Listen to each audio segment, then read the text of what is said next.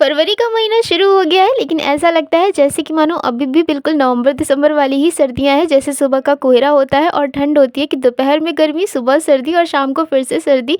आजकल तो मौसम कुछ ऐसा ही चल रहा है। तो फिर आज सुबह उठने के बाद हम सब ने पिया अपना जूस। उसके बाद में जैसे ही गोल्डी राम को देखा तो बड़े आराम से ठंडी में सिकुड़ के सो रहा था, क्योंकि सुबह सुबह कोहरा बहुत तेज़ गिर रहा था। फिर उसके बाद में मेरी चल रही थी मासी के साथ में थोड़ी सी मस्ती। तो मासी ने बोला चुपचाप जाके बस नहा ही लेना अब तो तुम। तो फिर फटाफट से उन्होंने मेरा पानी लगाया और मैंने जलाई एक तरफ अपनी अंगीठी।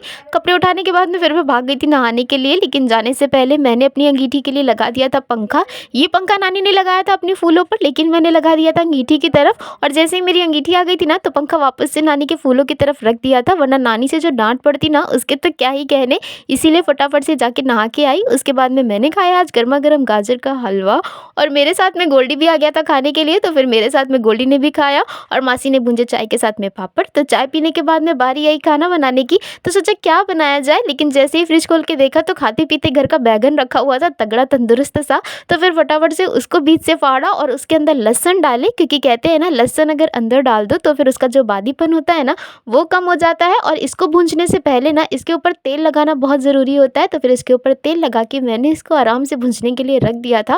और अंगीठी पर या फिर आप किसी भी उसमें भूंजो ना, तो इसका जो सोंधापन होता है ना वो बहुत अच्छा आता है। इसीलिए फटाफट से इसको इसी में भूंज लिया था। और उसके बाद में नानी जाने लगी थी बाहर, लेकिन नानी के जाने से पहले ही गोल्डी बाहर खड़ा हुआ था और वो भी भागने के लिए बिल्कुल रेडी ही था। तो फिर मैं नानी को बाहर तक छोड़ने के लिए गई और इसको पकड़ा, वरना अगर ये भाग जाए ना एक बार तो फिर पकड़ में जल्दी आता नहीं है। इसीलिए इसको पकड़ा, नानी बाहर चली गई और अंदर आके देखा तो मेरा अच्छे से बैंगन जो भुंजा हुआ खाते पीते घर का था वो सिकुड़ के एकदम छोटा सा हो गया था। और प्याज काटते काटते तो मेरी बैंड बच गई थी, क्योंकि जब कभी भी प्याज काटो ना तो मेरी आंखों से नदियाँ बहने लगती है। इसीलिए फटाफट से जाके अपने आंसू पोंछे और जो बाकी की चॉपिंग बची हुई थी उसको भी आराम से कर लिया था। फटाफट से अपने आलू छीले और बैंगन को भी आराम से जो सिकुड़ गया था उसके अंदर का जितना भी बचा हुआ था उसको भी निकाल के साइड में रखा। और अपने बालों को बांध लिया था, क्योंकि अगर खाने में बाल आ जाए ना तो फिर तो कुछ पूछो ही मत। इसीलिए फटाफट से बालों को बांधा और जाके बनाया सबके लिए गर्मा गर्म सा बैंगन का भरता।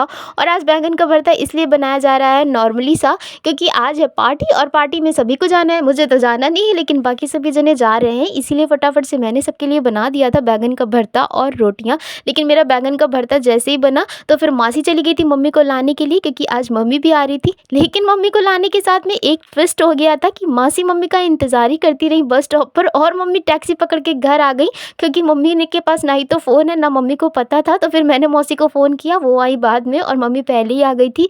तो मम्मी नानी की चल रही थी बातें, तो फिर मैंने लगाया आप सबके लिए गर्मा गर्म सा खाना। और खाना पीना खाने के बाद में हमारी चल रही थी बातें, मासी मम्मी और मैं, हम तीनों ही कर रहे थे। और रमन लाए तो रमन का तो पता नहीं कौन है, इसके लग गई है।